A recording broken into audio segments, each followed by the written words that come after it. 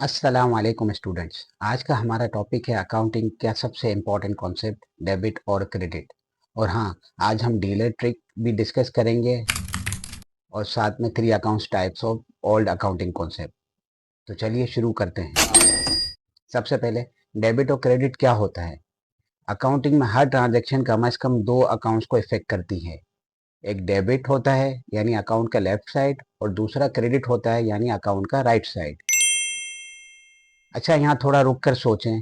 अगर मैं आपको अभी 500 रुपये दूँ तो मेरे पास ये 500 कम हो जाएंगे और आपके पास ये 500 बढ़ जाएंगे, राइट।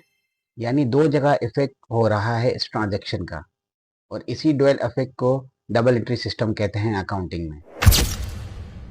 चलिए एक और एग्जांपल से समझते हैं। क्या आपने कभी सीसो झूला देखा है? उसमें अगर दोनों साइड पे सेम वेट के लोग बैठ जाएं तो वो बैलेंस हो जाता है, वरना एक साइड ऊपर हो जाता है और एक साइड नीचे हो जाता है। बिल्कुल इसी तरह अकाउंटिंग में डेबिट और क्रेडिट इक्वल होने चाहिए। मतलब डेबिट 1000 हैं तो क्रेडिट भी 1000 होने चाहिए। एक और एग्जांपल से समझते हैं। डेबिट और क्रेडिट कॉइन के दो रुख जैसे हैं। Debit is equal to coin का लेफ्ट साइड और credit is equal to coin का राइट साइड। अगर कॉइन का एक रुख मिसिंग हो तो कॉइन बेकार हो जाता है। इसी तरह अगर एंट्री का डेबिट या क्रेडिट मिसिंग हो तो एंट्री कंप्लीट नहीं होती है। मतलब एक अकाउंट प्लस होगा तो उसके इक्वल दूसरा अकाउंट जरूर प्लस होगा, जब भी एक एंट्री इक्वल वैल्यू बनाती है लाइक कॉइन। इस चीज़ को फर्दर क्लेरिफाई करने के लिए पहले हम ये समझ लेते हैं कि अकाउंट्स होते क्या हैं।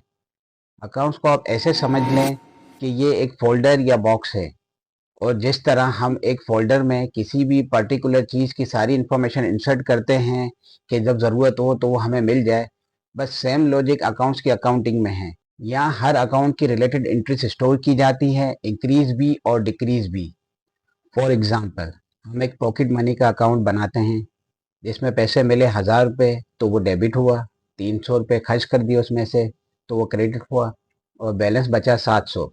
मतलब एक अकाउंट ये दिखाता है पहले कितना था, क्या चेंज हुआ और अब कितना बचा। आइए एक नज़र मारते हैं अकाउंटिंग की फॉर्मल डेफिनेशन पे। अकाउंट वो जगह है जहां एक ही चीज़ का सब हिसाब किताब रखा जाता है। स्टूडेंट्स के जहन में एक मिक्स कॉन्सेप्ट है कि डेबिट मीन इंक्रीज और क्रेडिट मीन डिक्रीज होता है, बट ये बिल्कुल गलत कॉन्सेप्ट है। इसका इंक्रीज और डिक्रीज इफेक्ट अकाउंट की कैटेगरी पे डिपेंड करता है, और सेम लॉजिक जो हमने डिस्कस की थी कि अगर एक अकाउंट इंक्रीज होगा तो दूसरा अकाउंट भी मस्ट इंक्रीज होगा, इधर नेगेटिव और पॉजिटिव। इसीलिए अकाउंट्स को डिफरेंट कैटेगरीज में डिफाइन किया गया है, और हर कैटेगरीज का इंक्रीज और डिक्रीज इफेक्ट डिफरेंट होता है with relation to it debit and credit. इसको फर्दर क्लेरिफाई करते हैं। अकाउंटिंग में 6 मेन कैटेगरीज के अकाउंट्स होते हैं। एक assets, expenses, drawings, liabilities, equity and revenue. आप डायग्राम में क्लियरली देख रहे होंगे कि 3 अकाउंट्स टाइप का इंक्रीज डेबिट हो रहा है और 3 अकाउंट टाइप का इंक्रीज क्रेडिट हो रहा है। और अब आप थोड़ा थोड़ा रिलेट कर रहे होंगे ऊपर जो हमने सीसो पजल वाली एग्जांपल समझी थी। अब आपको कंफ्यूजन हो रही होगी कि इसे याद कैसे करें।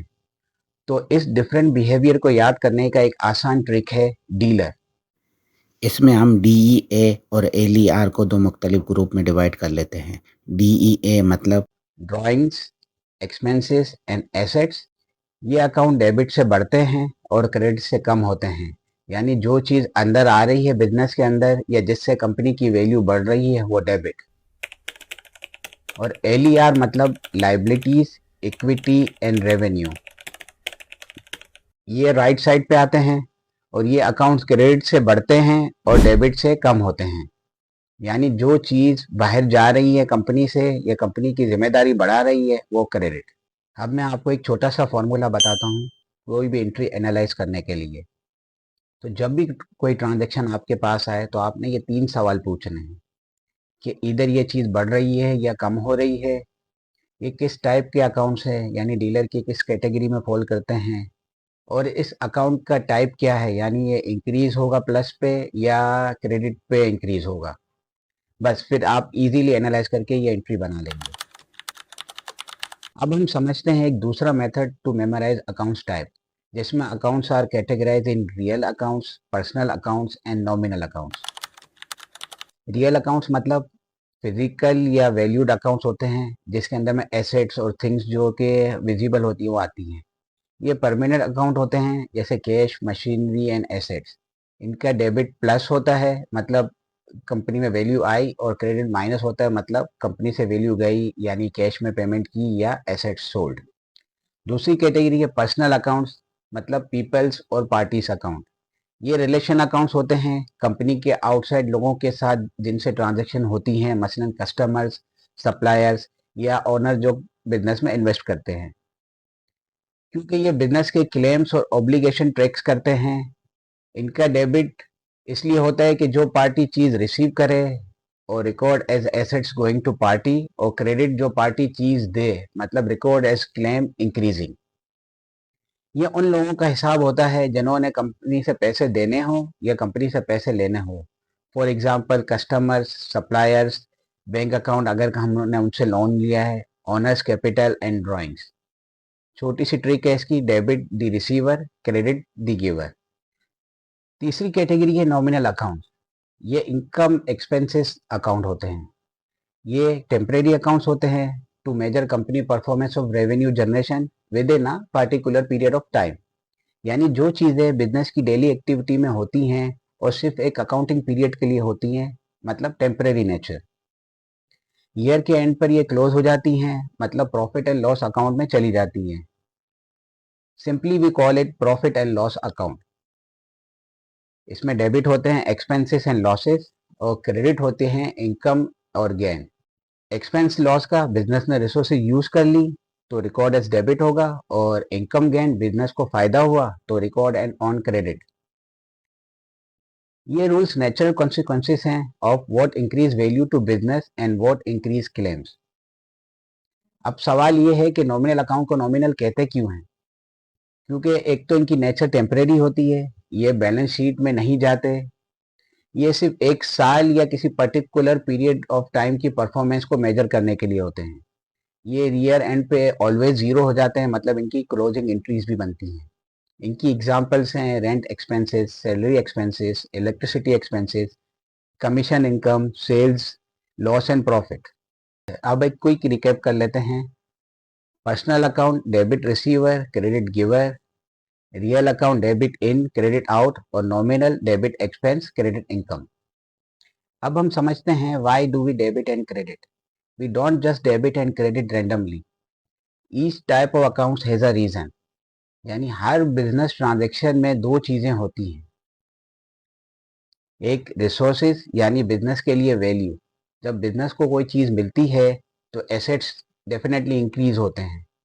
या एक्सपेंसेस हम करते हैं तो वो रिसोर्सेज यूज होती हैं जो कि ऑलरेडी वी हैव।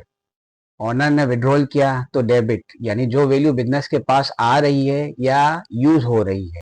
और क्रेडिट मतलब राइट साइड, क्लेम्स यानी बिजनेस पर ऑब्लिगेशन। जब बिजनेस की ऑब्लिगेशन बढ़ती हैं यानी लाइबिलिटीज बढ़ती हैं, for example we borrow money, equity बढ़ती है मतलब ओनर ने इन्वेस्ट किया यानी ओनर का क्लेम बिजनेस पे बढ़ गया। रेवेन्यू बढ़ रहा है मतलब कंपनी अर्न इनकम। क्रेडिट का बेसिक आइडिया ये है कि जब कंपनी का पैसा किसी को देना हो या कंपनी पैसा कमा रही हो तो वो क्रेडिट होता है। हर ट्रांजैक्शन में पैसा कहीं से आता है या कहीं जाता है, मतलब every transaction revolve around money matters. Just like seesaw, left side पे हमेशा एसेट्स, एक्सपेंसेस और ड्राइंग, और राइट साइड पे क्लेम्स मतलब लाइबिलिटी, कैपिटल एंड रेवेन्यू। तो ये जस्ट लाइक इक्वल बैलेंस। अब हम कुछ प्रैक्टिकल एग्जाम्पल डिस्कस कर लेते हैं। एग्जाम्पल 1, अली ने 50,000 कैश से बिजनेस शुरू किया, तो उसकी क्या एंट्री बनेगी? कैश आ रहा है मतलब एसेट्स इंक्रीज, तो कैश डेबिट होगा 50,000 से।